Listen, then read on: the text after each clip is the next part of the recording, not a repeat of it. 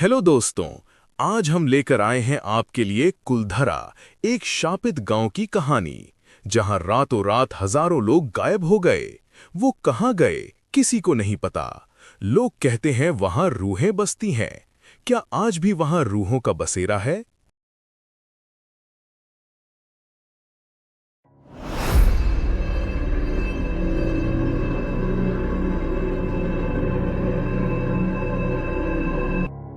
आप कल्पना कर सकते हैं कि हजारों की आबादी वाला एक हंसता खेलता शहर सिर्फ एक ही रात में पूरी तरह खाली हो जाए।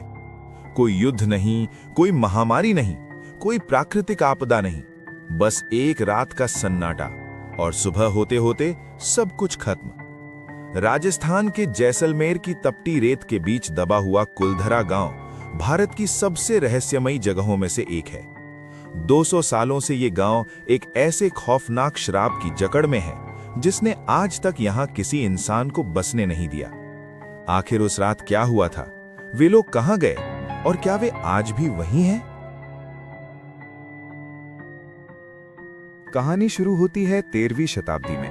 पालीवाल ब्राह्मणों ने इस बंजर जमीन को अपनी मेहनत से स्वर्ग बना दिया था। वे लोग खेती और व्यापार में माहिर थे। पत्थर के सुंदर 2 मंजिला मकान, व्यवस्थित गलियां और वैज्ञानिक तरीके से बने पानी के कुएं। कुलधरा उस दौर का सबसे आधुनिक गांव था। लेकिन 18वीं शताब्दी के अंत में जैसलमेर की रियासत की बागडोर एक ऐसे इंसान के हाथ में आई जिसे इतिहास आज भी दरिंदा कहता है, सालम सिंह। सालम सिंह जैसलमेर का दीवान था। वो जितना चालाक था उससे कहीं ज्यादा क्रूर और अय्याश।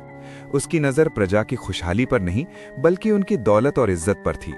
उसने गांव वालों पर कर यानी टैक्स का बोझ इतना बढ़ा दिया कि लोगों का जीना मुहाल हो गया।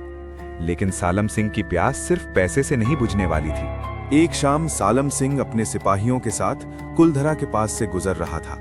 तभी उसकी नजर गांव के मुखिया की जवान बेटी पर पड़ी। वो लड़की बिजली की तरह सुंदर थी। सालम सिंह के सिर पर पागलपन सवार हो गया। उसने संदेश भिजवाया कि वो उस लड़की से निकाह करना चाहता है। ये कोई रिश्ता नहीं बल्कि सीधा हमला था। ब्राह्मणों के लिए अपनी बेटी को उस जालिम को सौंपना मौत से भी बुरा था। मुखिया ने विरोध किया तो सालम सिंह ने धमकी दी, अगली पूर्णमासी की रात तक अगर वो लड़की मेरे महल नहीं पहुंची तो मैं पूरे कुलधरा को राख कर दूंगा और तुम्हारी बहू बेटियों को उठा ले जाऊंगा। पूरे गांव में मातम छा गया। किसी की समझ में नहीं आ रहा था कि एक तरफ मौत है और दूसरी तरफ इज्जत। उस रात कुलधरा और उसके आसपास के 84 गांवों के मुखियाओं की एक गुप्त पंचायत बुलाई गई। मशालों की रोशनी में लिए गए उस फैसले ने इतिहास बदल दिया।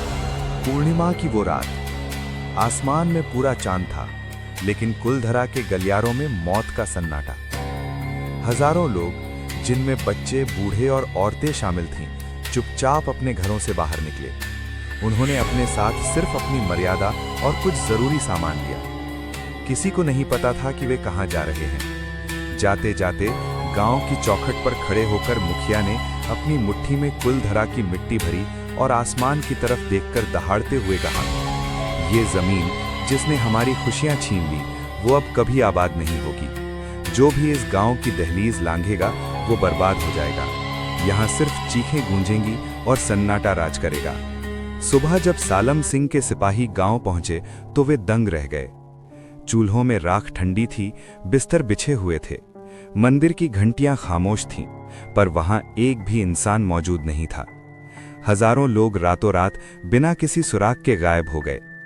वे कहां गए? आज 200 साल बाद भी इसका कोई जवाब किसी के पास नहीं है। आज कुलधरा एक टूरिस्ट स्पॉट तो है, लेकिन सूर्यास्त के बाद वहां कोई नहीं रुकता। पुरातत्व विभाग ASI ने भी रात में रुकने पर पाबंदी लगा दी है। लोग कहते हैं कि रात होते ही यहाँ की गलियों में भारीपन महसूस होता है।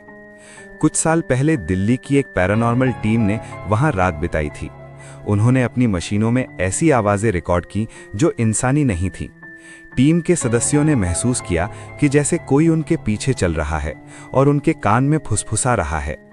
तापमान अचानक 40 डिग्री से गिरकर 15 डिग्री तक पहुंच गया। क्या वे पालीवाल ब्राह्मण आज भी अपनी रूह के रूप में अपने घरों की रखवाली कर रहे हैं, या वो श्राप आज भी उस जमीन को खा रहा है?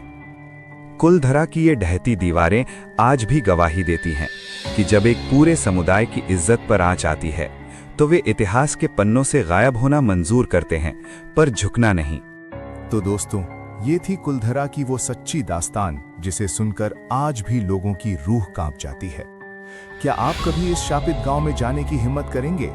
अगर आप वहां गए हैं तो अपना अनुभव हमें कमेंट्स में बताएं और ऐसी ही और डरावनी और सच्ची कहानियों के लिए हमारे चैनल को सब्सक्राइब करें।